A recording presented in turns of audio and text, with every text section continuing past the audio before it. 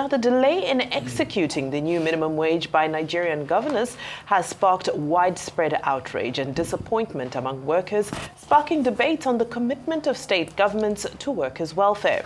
The federal government had earlier announced a 25% and 35% adjustment in salaries of certain categories of workers on the consolidated salary structures.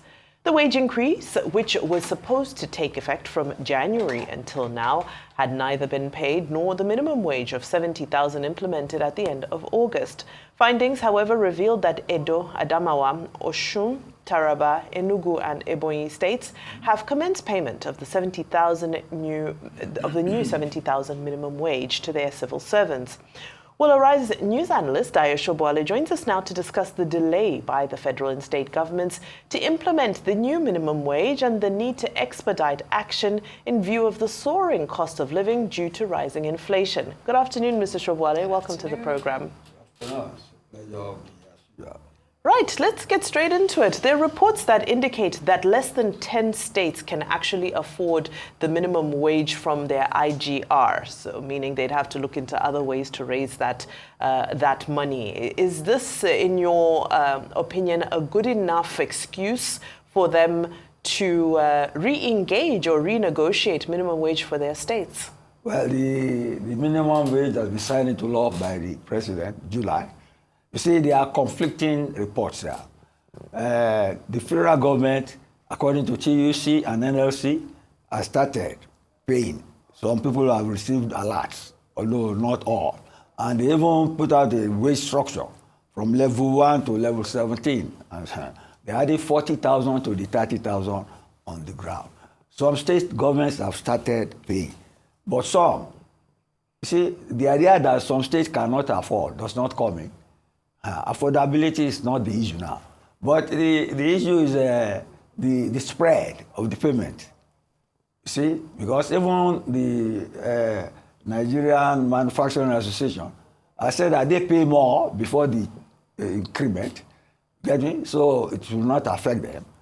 But the small-scale industry, people know some small-scale can never, they will go out of business or retrench, which will increase our unemployment problem. So fixing the wage in the first instance is anomalous, as far as I'm concerned. Because what needed fixing has been ignored. That's the petrol price and the foreign exchange thing. So we are getting our priorities wrong. But it is imperative for state governments to find the affordability to pay the minimum wage. Or else their trade unions take them to task. Or their workers, protest. These are issues to protest on, not only political issues. So it is a bad situation, the way I see it. But then that's the level of our collective bargaining. That's the quality of it. Because even the 70,000 is useless now in the face of inflation and in the face of food inflation, most especially. And you see, some people are even grumbling, even amongst the TUC and LLC people, that maybe they will go back to their 250,000 naira, which we thought was a charade the other time, but they meant it. But now it is, the 70,000, even 4 times that now, cannot face the inflation created by the fuel increase. To me, I still reiterate it, government still needs to fix the price of that fuel far, far down to make the wage increment meaningful and to increase the purchasing power of people. Because if energy and food prices are rising like that, the purchasing power is meaningless.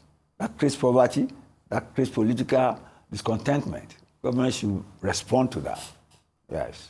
What's that, Mr. Sobowale? In your analysis so far, you've touched on the affordability, the inadequacy based on the realities we have on ground. Right. But I'd also like for us to talk about those who are even arguing about raising the minimum wage that could potentially lead to job losses as businesses struggle to cope with increased labor costs. Absolutely. Yes. How do you respond to this concern when you look at it in the context of Nigeria's current economic climate? If you see, look at it. You see, I've always said the average Nigerian, either worker or trader, petty trader or street hawker, they are very resilient and they diversify and survive one way or the other.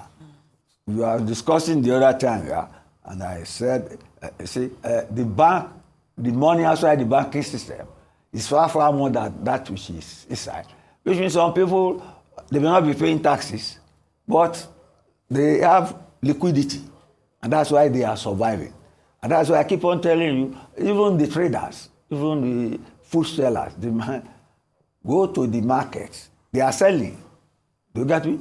And the people are buying. Otherwise, you will be seeing starvation on the streets now.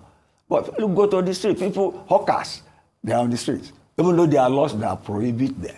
You see, Nigerians are survival because the rate at which government concentrates on raising revenue through taxation, through policing.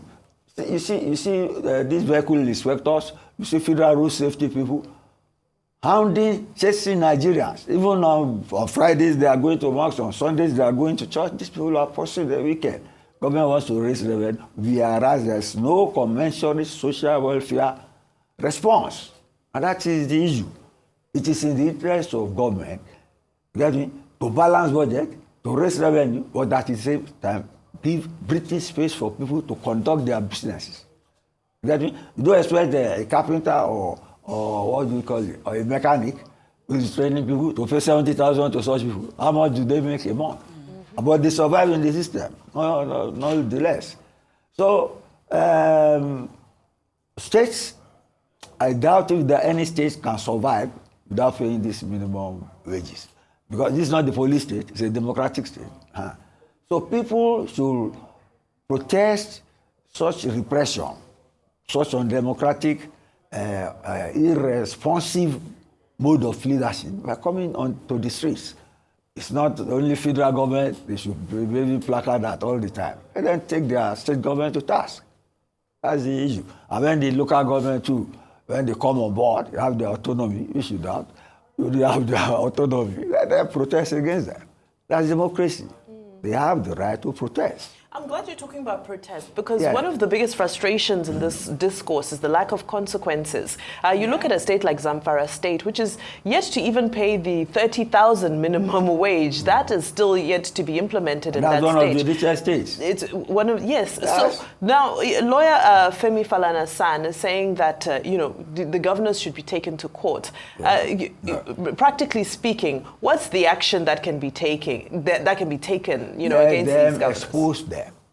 You see, it's when people keep to the basement, when they don't talk, that leadership deteriorates and decays. What if people, all these civil servants, all these workers, they have unions, they have virile unions, they should come out, go to the media and tell them you have not been paid. Such leadership should be exposed. You get me? Although they can't be punished now. They can only be punished at the next election. You get me? But then, in the meantime, people should, it's accountability. So people should expose their lack of accountability and transparency. Absolutely. Exposed lack of accountability and lack of transparency. Yeah. On that note, we'd like to thank you for your in-depth insight, as always. Arise News analyst, Mr. Dayo Sobowale, thank you for joining us here on Newsday.